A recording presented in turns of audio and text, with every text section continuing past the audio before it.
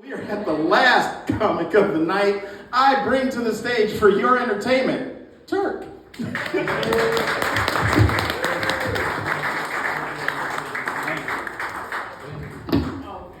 Hey, let's give it up for Kelsey, huh?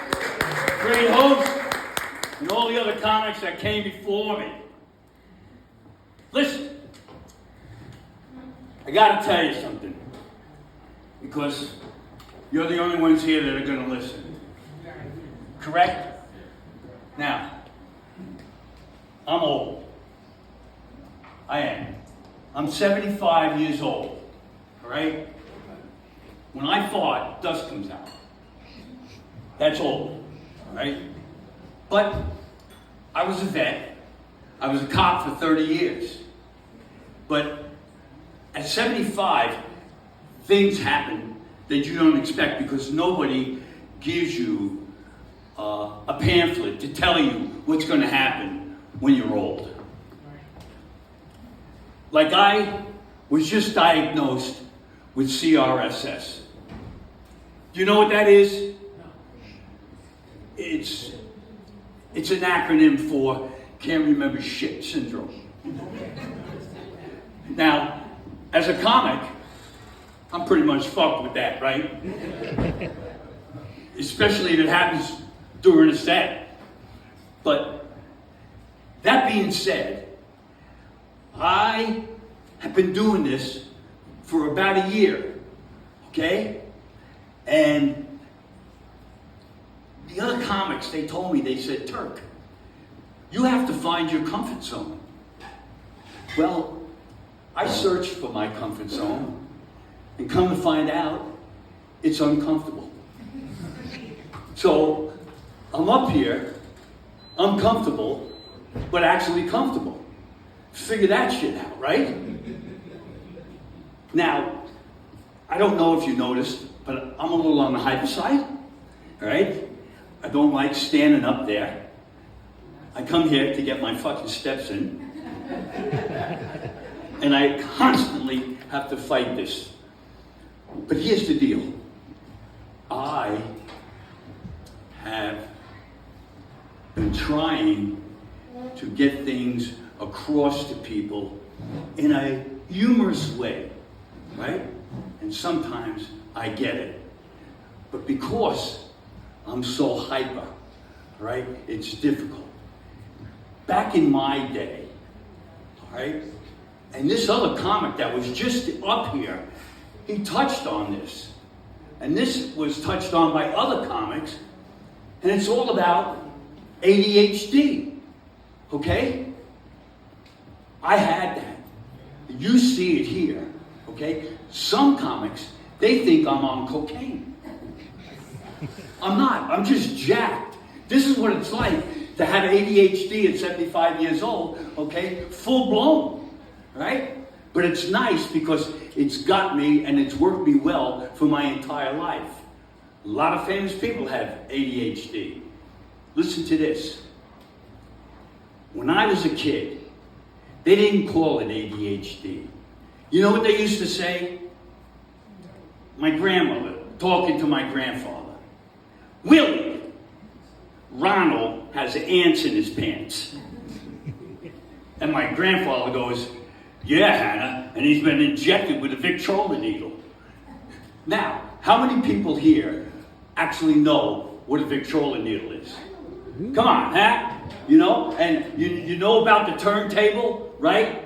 Right? And then you put the arm down, and the Victrola needle goes in between the grooves, and you get the music, right?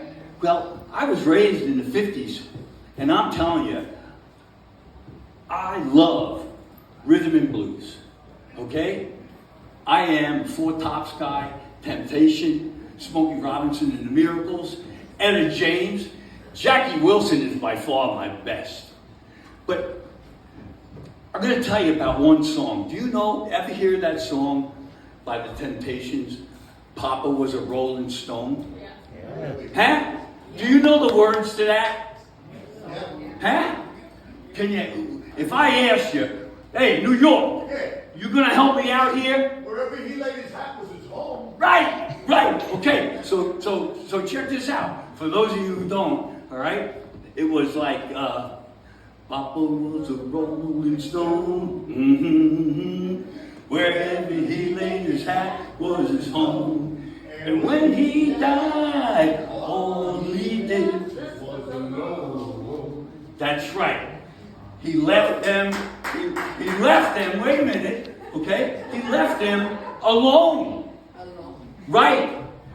But no. It wasn't alone, okay? If you listen to that song and dissect it, Papa wasn't really a good guy. I shit you not, because everywhere he laid his hat was his home, he was banging everybody, okay? Now, they also tell you in the song, okay, that he had a different life with a different wife and had other kids, all right? Absolutely, okay? So, you think that he left them alone, right? L-O-N-E. But he fucking really left them with a loan, L-O-A-N. And they were fucking pissed, okay? Because back then in the 50s, okay, you know, the other thing in the song is he never worked. He hated working, all right? And so where do you think he got his money? Probably a Shylock, right? And the Shylock, you know, the VIG. You guys know about the VIG? Huh? The VIG? You, listen, I'll tell you miss a payment, the VIG is double. You miss a payment, the VIG is triple. So I'm telling you, that song was Left Them Alone. L-O-N-E. L-O-N, the loan. You didn't think of that, did you, Mom? Huh? But it sounds about right, doesn't it? Okay. So, being a cop, I was working up at Beacon Mall one night, and this guy came in about 9 o'clock at night, and I said, whoa, buddy. I said, is that a steering wheel stuck down the front of your pants? He looks up and he goes, yeah, it's driving me nuts. I said, well, you're a wise guy, so listen, I just farted on my wallet, now I got gas money. Get the fuck out of here.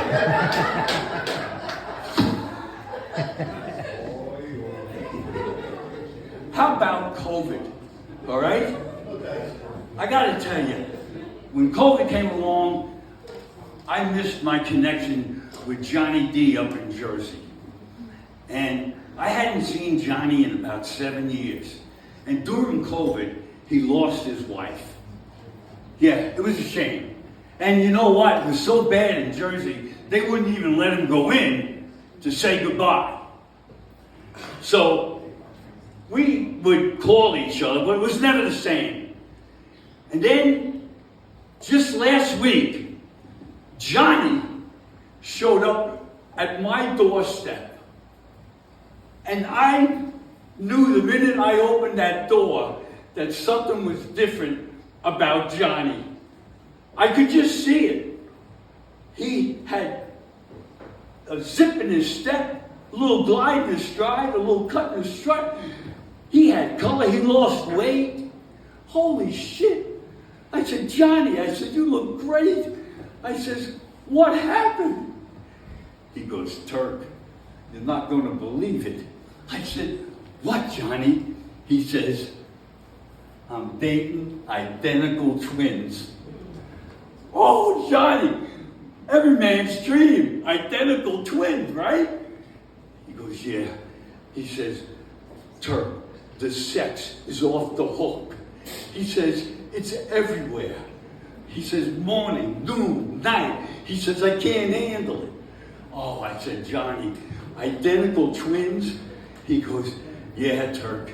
I said, John, how do you tell them apart? And he goes, well, Rosie, she has a rose right above her derriere. And I said, oh, Johnny, the classic rose above the derriere? And he says, yeah. I said, what about the other one? He says, her brother Greg's got a big dick. I said, fuck, Johnny. Holy shit. Oh, never saw that coming, right? Oh. So here's this guy goes to work, right? And when he leaves, his wife, who he's been married to for 15 years, she's totally flat-chested. He comes home, 5:30, walks into the kitchen, thinks he's in the wrong house. Her breasts are huge. He goes, "What happened?" She goes, "While you were at work, gypsies came by and sold me a magic mirror." I said, "Really? A magic mirror?" And she goes, "Yeah." And she said, "You know, the first time you look in, it will grant the wish that you ask." So he said, "What happened?" She says, "I looked in and I said, 'Mirror, mirror on the door, make my breasts a 44. The guy was like, "Christ, that's beautiful." So she says, "Listen, you stay here. I got to go down and buy an over-the-shoulder bowler holder or a brassiere, okay? And you man the fort." So he goes, "Okay, check this out." Now he's home alone with the mirror, right? What do you think the typical guy's going to do, right? Right? He's going to look. He's going to make a wish. You know what he's going to wish for, right? Huh? Yeah. So he goes, "Mirror, mirror on the door, make my Johnson hit the floor." Boom! His fucking legs fell off.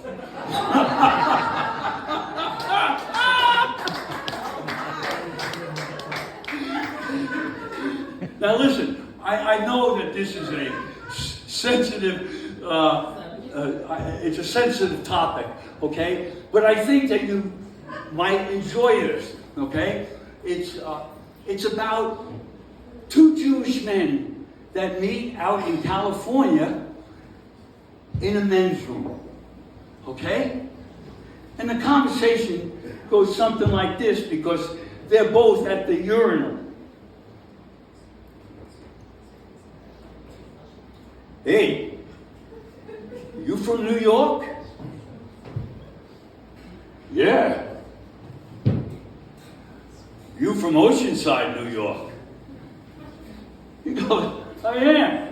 I mean, here it is, 3,000 miles away from home." He says, "How do you know that?" He says, "One more, 2 questions here." He said, "You know Rabbi Kibitz?" He goes, "Yeah, I know Rabbi Kibitz." "And you go to Temple Nevoda?" "I do." "Tell me, how do you know this?" "Rabbi Kibitz, he's my uncle. He cuts crooked. You're pissing all over my fucking shoe." Hey, listen, I gotta tell you, it was a pleasure. Thank you so much for giving me the time here. We'll give it up once again for your host, Kelsey. Give it up for